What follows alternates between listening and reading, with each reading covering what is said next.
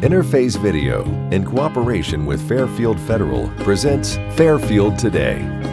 Brought to you by Fairfield Federal Savings and Loan, Fairfield Medical Center, Fair Hope Hospice and Palliative Care, the Frankie Smith Funeral Home, Fairfield County Adam H., Dagger Law, and the Fairfield County Board of Developmental Disabilities. Hello friends, and welcome to Fairfield Today. I'm Paul Jasson. Thank you for joining us as we broadcast and telecast from the spacious lobby downtown of Fairfield Federal. Beautiful day outside today as we begin taping, so we're glad as we move into the springtime of things, a lot of things getting back to normal, and we're always excited about that. And one of the things that has really gotten back to normal a little bit more quickly than some is the Lancaster Community Chorus. They had a previous concert, which we'll probably get into a little bit, but they have another concert coming up, so things are getting back to normal, at least with the Lancaster Community Chorus. It's a pleasure to have with us the director of that, Clarence McCoy. Clarence, pleasure to be here. Fun to be back to somewhat normal. It is, as things begin to become even more normal than they have been. We restarted activities, as you mentioned, in the fall, but with lots of restrictions in place and all of that, and now those have begun to lessen and more of a normal, I hate to use the word, but closer to normal than we have been in the past as we move forward with the rest of our season. So. It's March 27th, 3 o'clock, Sunday afternoon, out at Crossroads, out on West Fair Avenue. We'll talk about ticket availability and all that, because some will be available for that. You can still get those. But interesting title for a concert. I mean, in the past, I think I've pretty much been able to figure out by the name of whatever the concert is, well, that's going to be this kind of music or that kind of music. But Animal Crackers, which is the concert coming up on March the 27th, Indeed. Let's go with some type of animal theme. That is correct. Okay. That is all of the songs have something to do with animals in some way, and that's really the only thing that ties them together. There's a big mix of music during the concert. I can tell you that the basis of the idea for the concert was a couple of collections of songs called Animal Crackers by a Los Angeles-based composer named Eric Whitacre. He's kind of a big deal in choir circles these days, and if you look the guy up online, Eric Whitacre is his name. He's tall, good-looking, long blonde hair, so you can see why I would have had an affinity for wanting to do like that. Looking in a mirror. Sure, absolutely. Absolutely. So a very, very well-known name, and has written lots of great choral works. He's written these 2-song collections, just very fun, animal-based songs based on the poetry of Ogden Nash, who in the early 20th century was a big name, very famous poet, wrote very clever, humorous verse, and often with wordplay involved. And so Eric has taken 6 of these poems and set them into 2 sets of 3 songs each. Very clever, trying to catch the spirit of the animal that's involved in each type of song. One of the movements is called the eel, and it's got lots of chromatic stuff that just music kind of slides around. Yeah, exactly. Perfect. That's the kind of idea with the wordplay involved in the text and all that. So I wanted to program those 2 songs, and that was what caused the idea for the concert. And then it was a matter of looking for a variety of songs having to do with animals. So once you got the 2 Animal Crackers, you figured this is going to be the basis of this. Then it's you build around that and find other animal songs that fit, and you were able to do that. Did you have to turn any down? Probably are a lot. Actually, there are quite a few. We were not able to use them all, and I always try to do a variety of things. So it's not the same thing throughout the concert. So there's pop type music, there's classical type music, there's a choral setting of The Swan from Camille Saint-Saëns' Carnival of the Animals, where text has been added to that, and wonderful piano part played by our wonderful accompanist, Brenda Graff. And then the choir has taken what would normally be the instrumental parts, and there's text that's been added to those. And that's a nice addition to the concert. And then there are pop songs.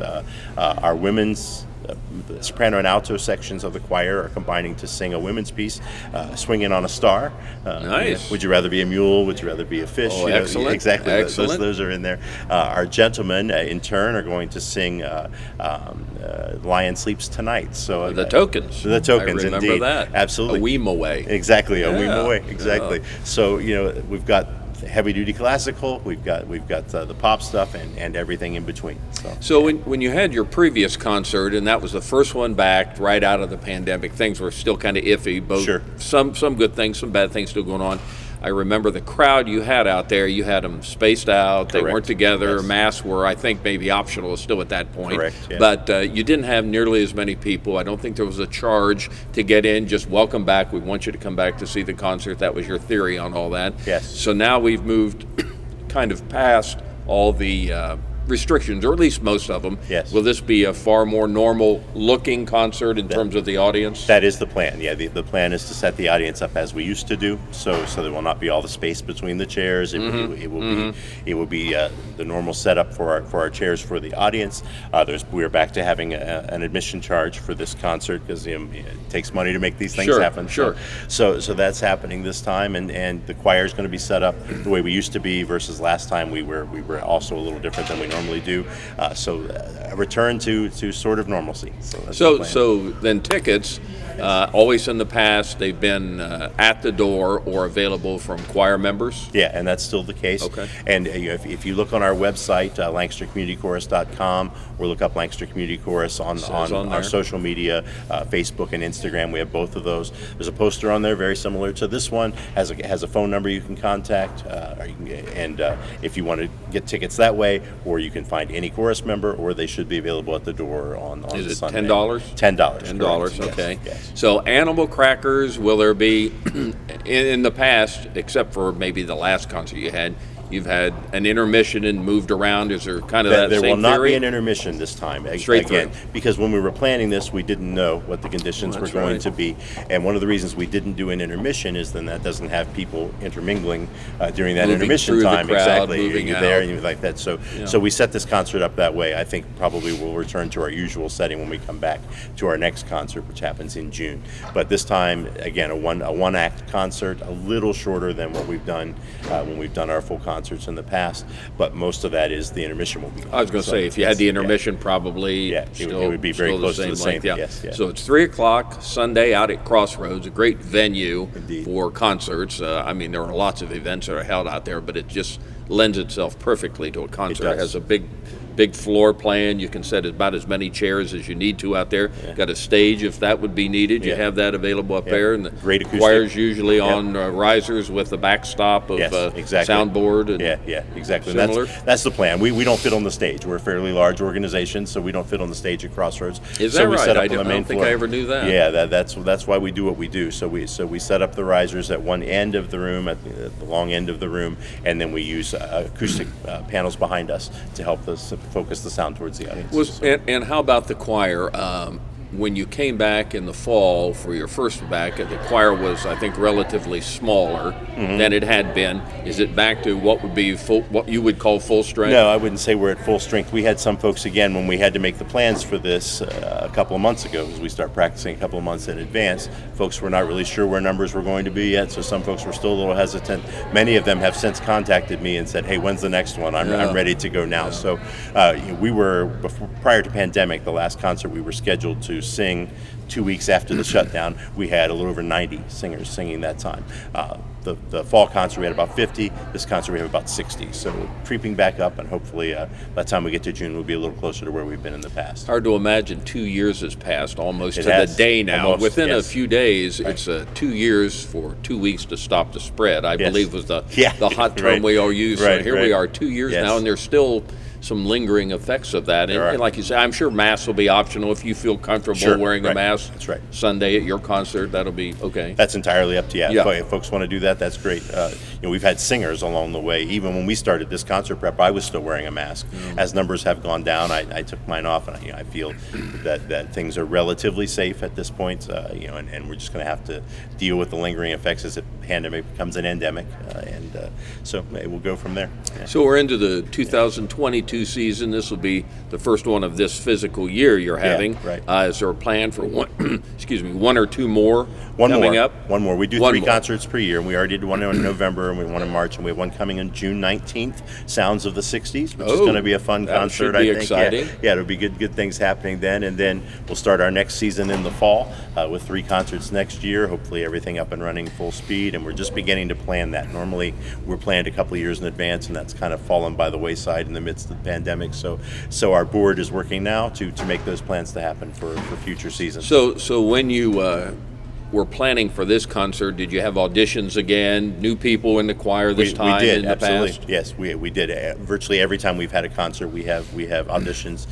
in advance of that, and we add a few singers anytime. Anyway, in November we added quite a few actually, where we hadn't had auditions for a couple of years. We added a couple for this concert as well that have been strong additions to the chorus, and so we'll do that again just prior to our June concert. Although we're a little tight in there with Easter happening just before we begin rehearsals. Yeah, but we'll make that work, and people who are interested in auditioning, again, information for auditions is available on our website, LancasterCommunityChorus.com, or our social media on Facebook or Instagram. And it's a good website, very easy, interactive Easy, to yes. use, and all the information. Again, it's just for those who just need to know now. We have the poster with animal crackers, and Shane will put it up there. You can see it. It's animal crackers. It's Sunday, March 27th. Yes, yeah. 3 o'clock out at Crossroads. You've told us a couple of the songs, the animal crackers. We've heard about eels and things like that. Are there some other kind of highlights? And I'm sure you think they're all highlights. You wouldn't pick them if you didn't think they were winners. But probably lots of directions you could go. Yeah, there are some interesting songs in here. We're doing quite a few a cappella songs in this concert. One of which, "The Tortoise and the Hare," is kind of has been written during the course of this kind of renaissance of a cappella singing that's been going on the last 10 years or so. Composer Darman Meter is a big name for those who know a cappella choral music. Has written an arrangement of "The Tortoise and the Hare," the story that we all know of Slow and Steady winning the race, been set in an a cappella way where you get both the slow and steady type of singing and the rabbit running type of singing happens in there, and just tells the story through text and through the way the music is written. So that's a good one. A couple of songs that use one of them was actually written in the 16th century, called "Counterpoint of the Animals."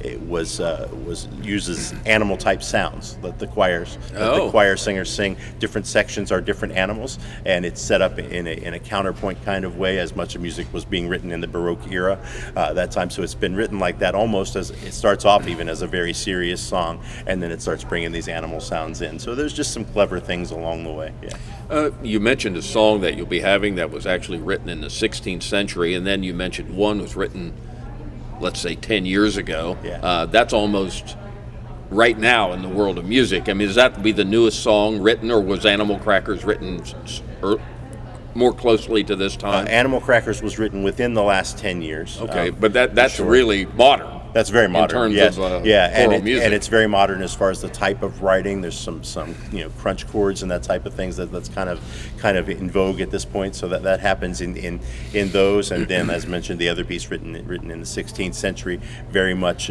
counterpoint, written with lines answering each other, as was being done in music in that time. And we've got Camille Saint-Saëns, so different musical era there, and pop stuff and all that. So really a couple of different folk songs. One from Norway, Paul and his chickens. Not this Paul, a different Paul. Another Paul, exactly. So we also have the Turtle Dove, an English folk song, American folk song, Fiddle Lie Fee, in there. So a big mix of music. Probably be a fiddle with that? There will indeed be a fiddle with that, indeed, yes. All right, very good. Yeah. Well, this is the second of 3 concerts for the 21-22 season. It's March 27th, 3 o'clock out at Crossroads. Tickets are available. Well, you can find the information on the website, but any choral member, of which there are many choral members out there, or they can get them at the door. They sure can. No advantage, $10 Yeah, either way. $10 either way. $10 either way. Yeah. So Animal Crackers is the theme.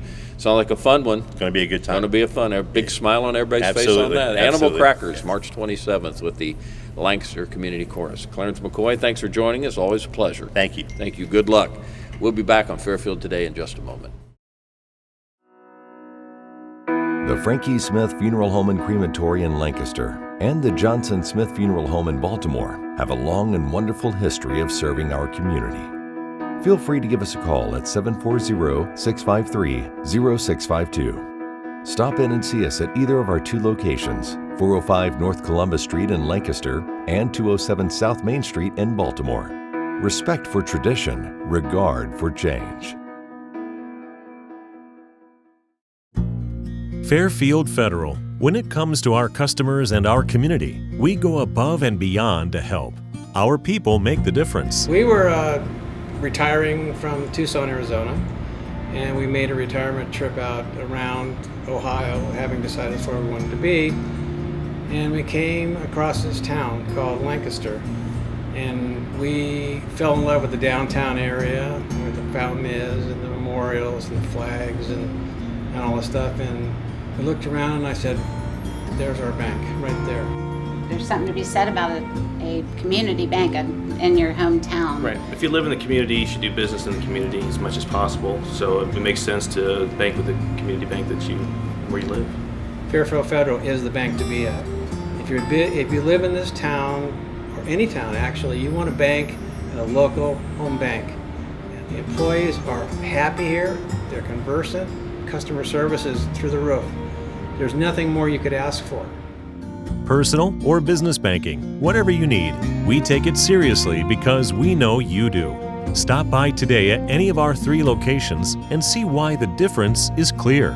Fairfield Federal Savings and Loan specializes in banking that revolves around you. Member FDIC, Equal Housing Lender.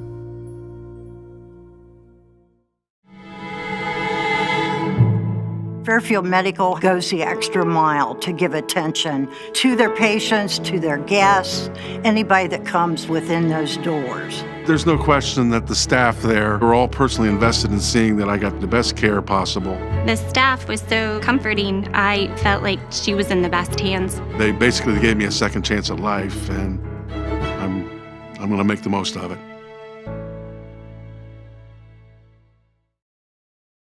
Welcome back to Fairfield Today. I'm Paul Jasson. Thank you for joining us. Another beautiful day here in Lancaster and Fairfield County. And as we move into this springtime of the year, there are all things baseball really are happening. The baseball strike was settled recently, which, being a Reds fan, that may be the high point of the entire season, was the baseball strike, because if you're a Reds fan, it may not be that great a season coming up. But we'll talk to an expert on baseball right here.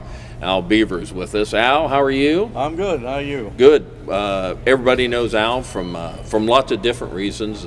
Your tax man, your baseball guru. I mean, grandpa, guy been in this community his whole life. Yeah. Everybody knows the Beavers, the Pences, your wife and family's there together. But I was talking to you before you came on here. In the last year, the changes, probably more in the last year than maybe you had, well, maybe not in the 30 before that, but the changes in the last year have been physically dramatic. You can really see it. Right, because what this is now is a true complex, not just a baseball field. Yeah. And was that always your dream, wanted to do this big production? Well, the field was mine. The indoor facility, the Beavers Dam, was my grandson's. Yep. Tyler, who we had on the show last time. He was there last. So I mentioned that the high school baseball that was played last year, the people that come back this year in the spring is going to see a completely different place. Boy. It's a true complex. He opened the Beavers Dam in May, and it's been kind of overwhelming with the response and what he's done there. And the word gets out. It sure does, and like I said, we got a nice press, some articles on it, and the city officials, the county officials have kind of been very favorable to us. A lot of support. Getting the word out, and Tyler, he's given lessons himself over 150 kids right now. Wow. And he's got three or four other instructors: baseball, softball, football. A little bit everything that's helping him out, and he's also got he's 20 months old now, that he's heading off the tee already. He was down on the field last Saturday, and Sunday was the first time he said baseball. He says that before he said Dad. So in your family, that's the way it's a passage. You have to do that. It's a great grandson, youngest one in the family, but he's starting out on the right foot. Yeah, he's getting moving quickly. I can remember when you, other people, lots of other people, but I particularly think of you and Max Griggs as people turning dirt out there, getting this going 33 plus years ago. And I can remember the thinking, at least mine, and I don't think I was alone, how are they ever going to put a baseball field out here? Look at this. This is just, and now it's a complex. Right. I mean, it's unbelievable the way you've been able to utilize all that land. Yeah, well, see, that's the thing. On that note, to Dr. Bowling, he was part of my organization. Great guy. Before he moved to Texas. Sure. And he admitted after that, he said, I moved to Texas and still didn't imagine a baseball field up there. But, Max is one of the sidekicks. We planted the same grass 3 or 4 times out there and moved a lot of dirt. And Jim Smeltzer worked several weekends to get started. But that's been 33 years ago. And we try to make an improvement each year. And we have several people that's been there in the last couple of years that think the field's only been there 3 or 4 years. And I have well, it looks so great. I have a company that pulled in this morning about 8 o'clock. They're deep tying and cleaning my turf, artificial turf on the infield and the mound.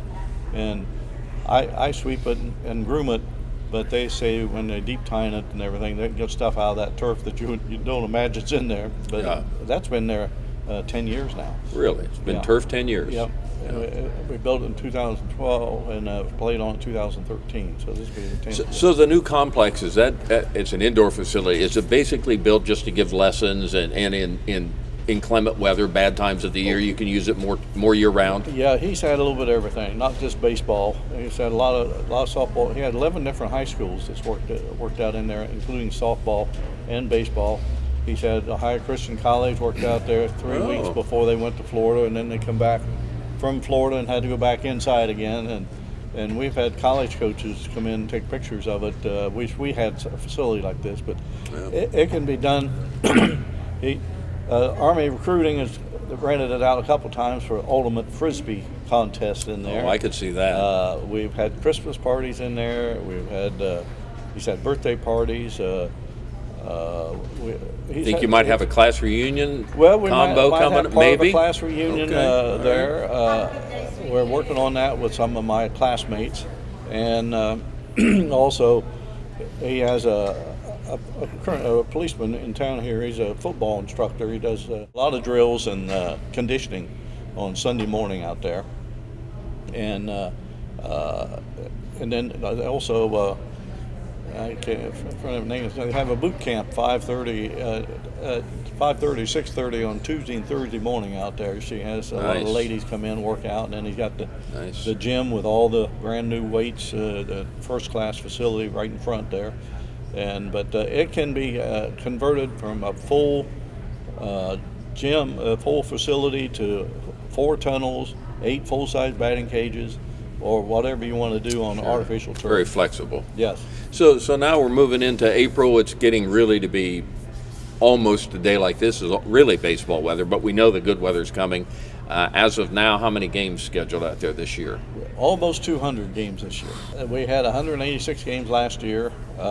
We were supposed to start this Friday, but the forecast looks like rain, so I got the word this morning they're moving the game up to Thursday, so that gives us 1 day less to get ready. And then the regular high school season doesn't start till the 26th, the Saturday, and then we have Lancaster High School, Byrne Union High School, and Fairfield Christian playing all their home games on that field this year. So I had to do a lot of juggling because their league games are all on the same nights.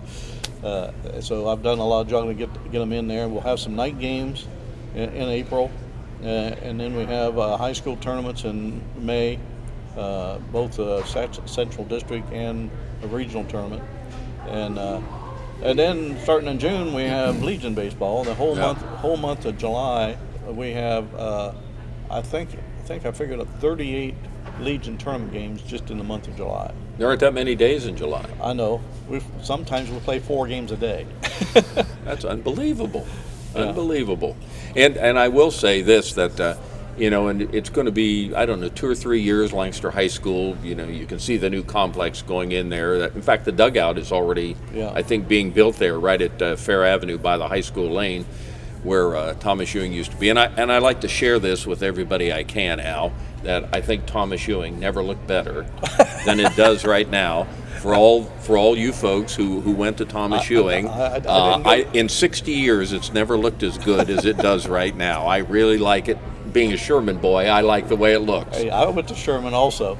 And I share that with Poston, who's the Ewing principal, and Scott Burry, who's the high school principal. They're both Sherman boys, too, so we all know that. So, but I just want to share that. Phyllis went to Ewing, but I went to Sherman. So when Lancaster gets all that built, I guess eventually the plan would be most days then to be on their new field in a few years? Well, I think the way Pam's talking, she's still going to play all the varsity games on my field. Okay. And use that for their softball and because that's what it's going to be down there, softball, JV, and several diamonds. So, she wanted 4 diamonds on there, but there's no room there for 4 diamonds. Yeah. And the 2 diamonds, I've been watching the progression and stuff there. Yeah. And the biggest problem I think they're going to have is I think the fences will be fairly short, but the foul balls. I asked her if she's going to have someone wading through the creek to pick up all the balls. Now, at the old high school, it was just the home run balls that went in the creek. That's exactly right. This is going to be out back over the bridge. And she said, we're going to have to put a big screen up there. And I said, well, I got a 30-foot backstop screen, and the balls still go back over in the parking lot up on my buildings and stuff. Now, I can remember when Lancaster played back in the day when they had the cement bleachers at Miller Park. I can remember Larry Heisel came there and played from Portsmouth came, and they had just some posts out in what would be right field then, which parking lot out there now. He hit one, and they had a cable going across there. He hit one over that. Yeah. Of course, he was a great player. Yes, you don't get players like that, but they could hit the ball. Yep.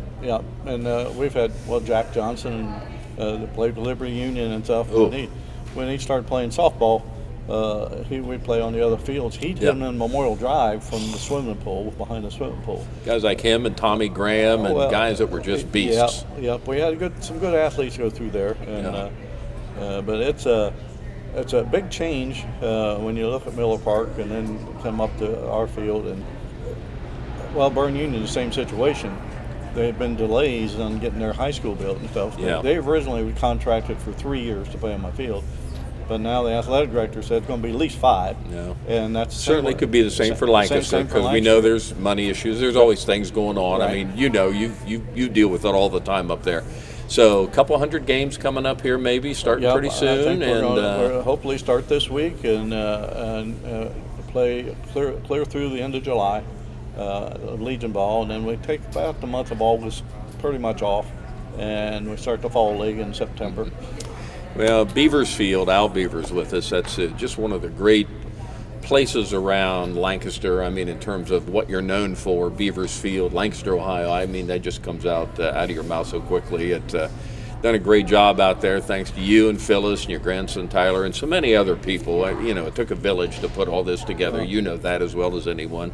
So it's definitely a family project. Yeah. And, I had one of my tax clients that I've done taxes for 40 years, a pretty good-sized farmer. He went to Michigan to buy a trailer for his farm. He was talking to the salesman up there, and he said that wondered where he's from. He said, well, from Pleasantville, just east of Lancaster. And he says, well, my brother goes down there and plays baseball. and Tim says, Beavers Field? He said, yeah. How do you know? And he says, well, that guy that built that field's done my taxes for 4 years. Isn't that something? Isn't that something? Here you are up in that state up north, and it's that known up there. And I'm sure that's the case in all the contiguous states around, because you have Legion teams come in. You have them come in from everywhere, and it's just been a great 33-year run, and just getting started with everything now. So we're getting started, and Tyler's done an amazing job. He has done a good job enhancing that. So I feel comfortable that he can take over the field there, and he manages his own job from there and the complex. It'll slow down a little bit for him now when the teams start getting outside, and they won't be in there as much. He'll still be giving lessons all year, but as far as renting the facility out and things, it'll slow down a little bit. for summer, that's when he has to help me on the field. Al Beavers, Field, gosh, thanks for all you've done for the community. And like you say, the city, the county, everybody knows it's just been a real blessing to have that as part of the Parks Department, part of everything here, the baseball, the excitement of it all going around. So congratulations on everything. You've done a great job. Thank you very much. Give her best to your lovely wife. Well, I'll do that. Fellas, we love her. Yep. We love her food, too. Yep, she's already got stocked up, ready to go. I can imagine that. Al Beavers Field with us. Have a great summer. Okay. No rainouts. No, yeah. Good luck with that. All right. Thank you for joining us on Fairfield Today. Interface Video, in cooperation with Fairfield Federal, presents Fairfield Today. Brought to you by Fairfield Federal Savings and Loan, Fairfield Medical Center, Fair Hope Hospice and Palliative Care, the Frankie Smith Funeral Home, Fairfield County Adam H., Dagger Law, and the Fairfield County Board of Developmental Disabilities.